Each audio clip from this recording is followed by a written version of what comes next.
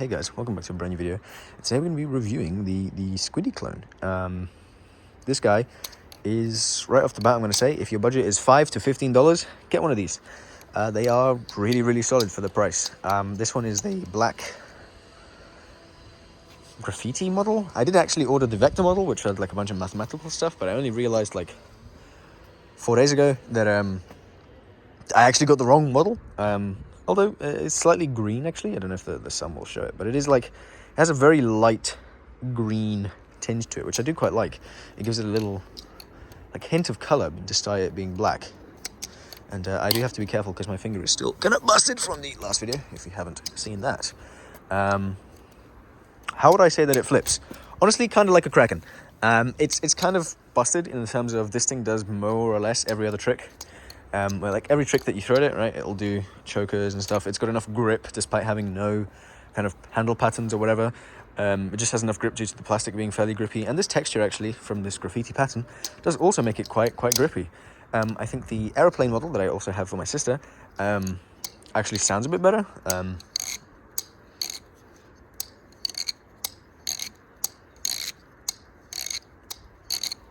But I still think that this sounds pretty damn good for a plastic balisong.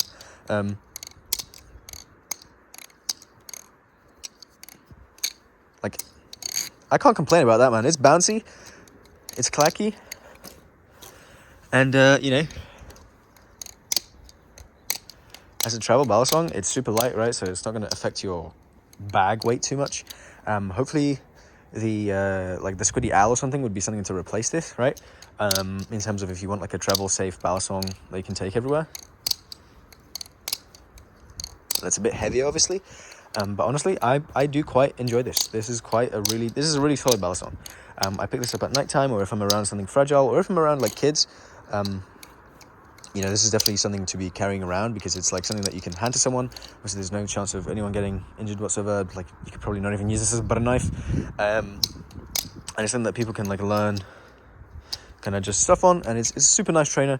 It is lightweight, but it's not so light that you can't flip on it. It does give you a little bit of Squiddy syndrome, that everything kind of feels a bit heavy after this. But overall, I wouldn't say it's too bad. When I say it flips like a Kraken, it has this kind of weight distribution that, despite it actually being fairly end biased, because there is no hole pattern, the weight is also more or less quite evenly distributed in the actual handles themselves. And there is also actually adjustable weights, I guess. I'll definitely have to take them out and see how that flips. If it doesn't carry momentum as well, it might not be one for me, but I do prefer a more blade bias experience, and so that might be the way to go for me. Or maybe some lighter screws or heavier screws, if you can find some heavier pivots of the similar size. That could be something that you go for, right? Just slightly longer pivots or something. Yeah, tolerances wise, obviously you're going to get tap, and I've actually tuned this down a little bit to about 3.5-ish mil for bushings. This is on bushings, by the way. This is on washers and bushings, which is something I just thought I had to mention. For $5 to $15, that's kind of crazy. The link below will be, I think, $15-ish. But I know there are some places in kind of Eastern Asia where you can get it for $5, which is why I'm saying that, by the way. And you know, here's the tolerance that I got it down to now. You know, obviously nothing crazy, because it is at the end of the day a plastic balisong, and it will rattle like a maraca. But it just makes that tactile experience a little better. However, even stock, it just comes with very oversized bushings. And so, other than the sound is a little nicer now, and I don't know, it just kind of feels a little more complete in the hand. It's not necessary to tune this guy.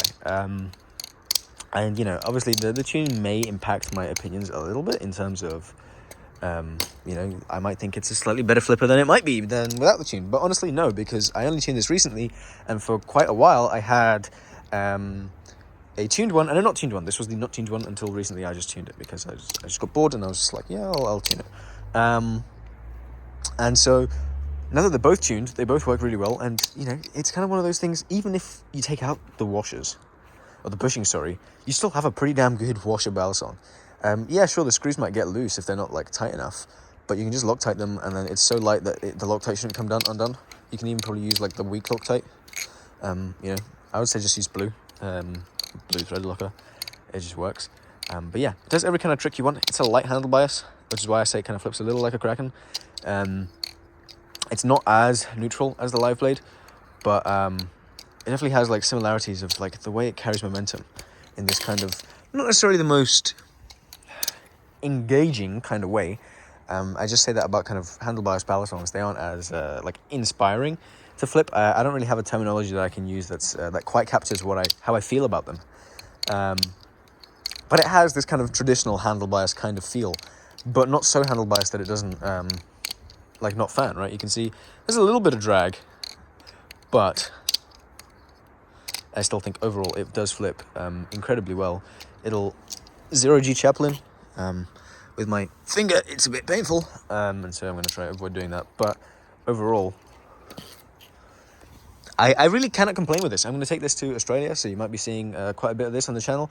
I think it's quite funny that in the same time frame, me and Brandon Baker, shout out to Brandon Baker, are going to the same part of the world. You know, we're going to be fairly far apart, a few thousand miles apart.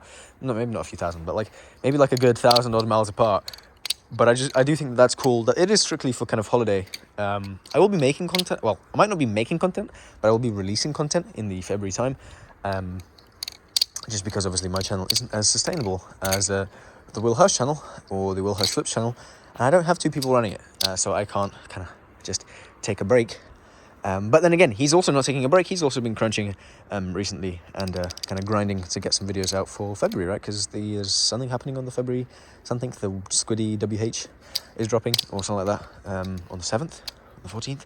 I can't remember exactly when, but you know, that's dropping, and there's going to be a bunch of new stuff about promos and stuff that they're going to film for that. So I imagine they are also in this kind of mid to end of month grind just for content for February, if there's not going to be both of them there working, right? And so, yeah, I'm in a similar boat where ideally I don't want to have to make content in Australia. But if I have to, I'll probably have this guy here with me. You know, really neat little flipper.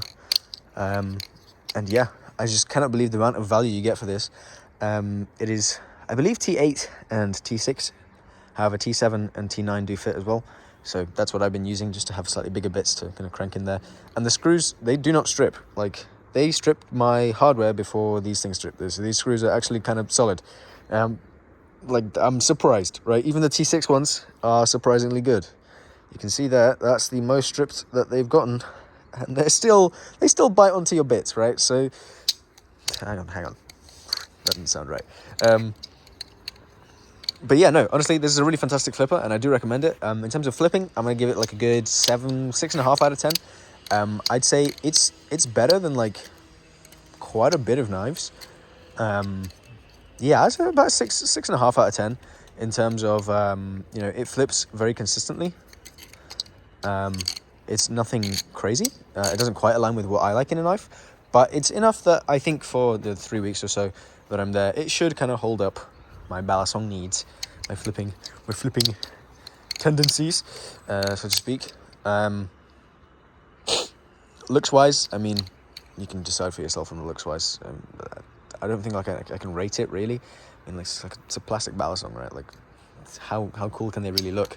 I think the edit looks quite cool, but then again, it also doesn't exactly suit there. So, I mean, I'll give it a 5 out of 10. It's nothing special in terms of looks, but it doesn't look bad, you know?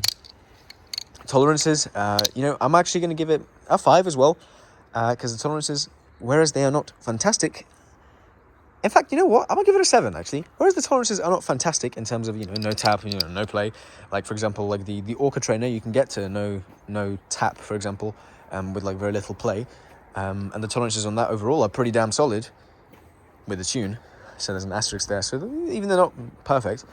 This, for coming on oversized bushings, for being a Squiddy type balisong, the fact that it's on bushings just gives it a better tolerance anyways. You can really crank down on the screws.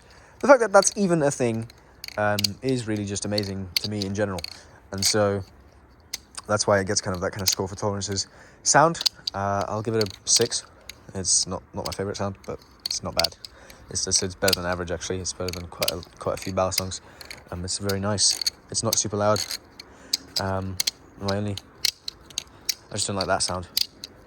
That obviously comes from this rubber bit hitting the handles rather than like having the Zen pin hit somewhere on here, right? That's what that sound comes from.